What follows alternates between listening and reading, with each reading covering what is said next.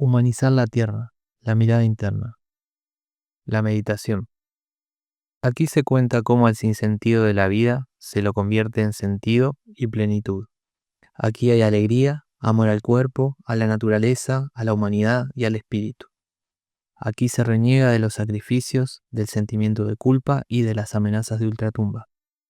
Aquí no se opone lo terreno a lo eterno. Aquí se habla de la revelación interior a la que llega todo aquel que cuidadosamente medita en humilde búsqueda. Disposición para comprender. Sé cómo te sientes porque a tu estado puedo experimentarlo, pero tú no sabes cómo se experimenta lo que digo. Por consiguiente, si te hablo con desinterés de aquello que hace feliz y libre al ser humano, vale la pena que intentes comprender. No pienses que vas a comprender discutiendo conmigo. Si crees que contrariando esto tu entendimiento se aclara, puedes hacerlo, pero no es ese el camino que corresponde en este caso. Si me preguntas cuál es la actitud que conviene, te diré que es la de meditar en profundidad y sin apuro lo que te explico aquí. Si replicas que tienes cosas más urgentes en que ocuparte, responderé que siendo tu deseo dormir o morir, no haré nada para oponerme. No argumentes tampoco que te desagrada mi modo de presentar las cosas, porque eso no dices de la cáscara cuando te agrada el fruto. Expongo del modo que me parece conveniente, no del que fuera deseable para quienes aspiran a cosas alejadas de la verdad interior. El sinsentido. En muchos días descubrí esta gran paradoja. Aquellos que llevaron el fracaso en su corazón pudieron alumbrar el último triunfo. Aquellos que se sintieron triunfadores quedaron en el camino como vegetales de vida difusa y apagada. En muchos días llegué yo a la luz desde las oscuridades más oscuras, guiado no por enseñanza, sino por meditación. Así me dije el primer día. No hay sentido en la vida si todo termina con la muerte. Toda justificación de las acciones, sean estas despreciables o excelentes, es siempre un nuevo sueño que deja el vacío por delante. Dios es algo no seguro. La fe es algo tan variable como la razón y el sueño. Lo que uno debe hacer puede discutirse totalmente y nada viene definitivamente en apoyo de las explicaciones. La responsabilidad del que se compromete con algo no es mayor que la responsabilidad de aquel que no se compromete. Me muevo según mis intereses y esto no me convierte en cobarde, pero tampoco en héroe. Mis intereses no justifican ni desacreditan nada. Mis razones no son mejores ni peores que las razones de otros. La crueldad me horroriza, pero no por ello y en sí misma es peor o mejor que la bondad. Lo dicho hoy, por mí o por otros, no vale mañana. Morir no es mejor que vivir o no haber nacido, pero tampoco es peor. Descubrí no por enseñanza, sino por experiencia y meditación que no hay sentido en la vida si todo termina con la muerte. La dependencia. El día segundo.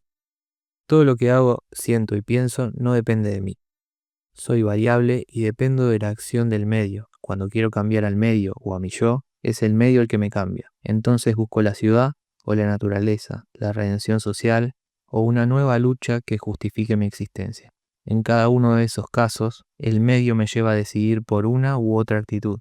De tal manera, mis intereses y el medio aquí me dejan. Digo entonces que no importa qué o quién decide. Digo en esas ocasiones que tengo que vivir, ya que estoy en situación de vivir. Digo todo esto, pero no hay nada que lo justifique. Puedo decidirme, vacilar o permanecer. De todas maneras, una cosa es mejor que otra provisoriamente, pero no hay mejor ni peor en definitiva. Si alguien me dice que aquel que no come muere, le responderé que así es, en efecto, y que está obligado a comer aguijoneado por sus necesidades, pero no agregaré a esto que su lucha por comer justifica su existencia. Tampoco diré que ello sea malo, diré con sencillez que se trata de un hecho individual o colectivamente necesario para la subsistencia, pero sin sentido en el momento en que se pierde la última batalla. Diré además que me solidarizo con la lucha del pobre y del explotado y del perseguido. Diré que me siento realizado con tal identificación, pero comprenderé que nada justifico. Sospecha del sentido. El día tercero. A veces me he adelantado a hechos que luego sucedieron. A veces he captado un pensamiento lejano. A veces he descrito lugares que nunca visité. A veces he contado con exactitud lo sucedido en mi ausencia. A veces una alegría inmensa me ha sobrecogido. A veces una comprensión total me ha invadido. A veces una comunión perfecta con todo me ha extasiado. A veces he roto mis ensueños y he visto la realidad de un modo nuevo. A veces he reconocido como visto nuevamente algo que veía por primera vez. Y todo ello me ha dado que pensar. Buena cuenta me doy que sin esas experiencias no podría haber salido del sinsentido. Sueño y despertar. El día cuarto. No puedo tomar por real lo que veo en mis sueños, tampoco lo que veo en semisueño, tampoco lo que veo despierto, pero ensoñando. Puedo tomar por real lo que veo despierto y sin ensueño. Ello no habla de lo que registran mis sentidos, sino de las actividades de mi mente cuando se refieren a los datos pensados, porque los datos ingenuos y dudosos los entregan los sentidos externos y también los internos, y también la memoria. Lo válido es que mi mente lo sabe cuando está despierta y lo cree cuando está dormida. Rara vez percibo lo real de un modo nuevo, y entonces comprendo que lo visto normalmente se parece al sueño o se parece al semisueño. Hay una forma real de estar despierto. Es la que me ha llevado a meditar profundamente sobre lo dicho hasta aquí, y es además la que me abrió la puerta para descubrir el sentido de todo lo existente. Presencia de la fuerza. El día quinto. Cuando estaba realmente despierto, iba escalando de comprensión en comprensión. Cuando estaba realmente despierto y me faltaba vigor para continuar en el ascenso, podía extraer la fuerza de mí mismo. Ella estaba en todo mi cuerpo. Toda la energía estaba hasta en las más pequeñas células de mi cuerpo. Esta energía circulaba y era más veloz e intensa que la sangre. Descubrí que la energía se concentraba en los puntos de mi cuerpo cuando estos actuaban y se ausentaba cuando en ellos no había acción. Durante las enfermedades, la energía faltaba o se acumulaba exactamente en los puntos afectados, pero si lograba restablecer su pasaje normal, muchas enfermedades empezaban a retroceder. Algunos pueblos conocieron esto y actuaron restableciendo la energía mediante diversos procedimientos hoy extraños a nosotros. Algunos pueblos conocieron esto y actuaron comunicando esa energía a otros. Entonces se produjeron iluminaciones, de comprensión y hasta milagros físicos. Control de la fuerza. El día sexto. Hay una forma de dirigir y concentrar la fuerza que circula por el cuerpo. Hay puntos de control en el cuerpo, de ellos depende lo que conocemos como movimiento, emoción e idea. Cuando la energía actúa en esos puntos, se producen manifestaciones motrices, emotivas e intelectuales. Según la energía actúe más interna o superficialmente en el cuerpo, surge el sueño profundo, el semisueño o el estado de despierto. Seguramente las aureolas que rodean el cuerpo o la cabeza de los santos o de los grandes despiertos en las pinturas de las religiones aluden a ese fenómeno de la energía que en ocasiones se manifiesta más externamente. Hay un punto de control del estar despierto verdadero y hay una forma de llevar la fuerza hasta él. Cuando se lleva la energía a ese lugar, todos los otros puntos de control se mueven alteradamente. Al entender esto y lanzar la fuerza a ese punto superior, todo mi cuerpo sintió el impacto de una energía enorme y ella golpeó fuertemente mi conciencia y ascendí de comprensión en comprensión. Pero también observé que podía bajar hacia las profundidades de la mente si perdía el control de la energía. Recordé entonces las leyendas sobre los cielos y los infiernos y vi la línea divisoria entre ambos estados mentales. Manifestaciones de la energía. El día séptimo. Esta energía en movimiento podía independizarse del cuerpo manteniendo su unidad. Esta energía unida era una suerte de doble cuerpo que correspondía a la representación senestésica del propio cuerpo en el interior del espacio de representación. De la existencia de este espacio, así como de las representaciones que correspondían a las sensaciones internas del cuerpo, las ciencias que trataban sobre los fenómenos mentales no daban noticias suficientes.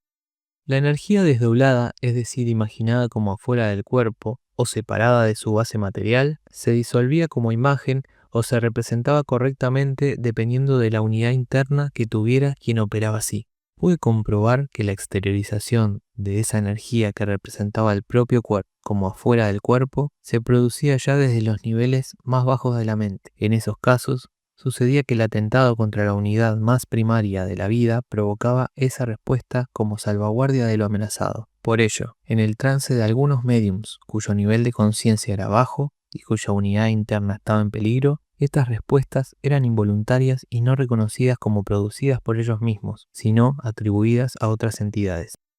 Los fantasmas o espíritus de algunos pueblos o de algunos adivinos no eran sino los propios dobles, las propias representaciones de aquellas personas que se sentían tomadas por ellos. Como su estado mental estaba oscurecido, en trance, por haber perdido el control de la fuerza, se sentían manejadas por seres extraños que a veces producían fenómenos notables. Sin duda que muchos endemoniados sufrieron tales efectos. Lo decisivo era entonces el control de la fuerza. Esto variaba por completo tanto mi concepción de la vida corriente como de la vida posterior a la muerte. Mediante estos pensamientos y experiencias fui perdiendo fe en la muerte y desde entonces no creo en ella como no creo en el sinsentido de la vida. Evidencia del sentido. El día octavo. La real importancia de la vida despierta se me hizo patente. La real importancia de destruir las contradicciones internas me convenció.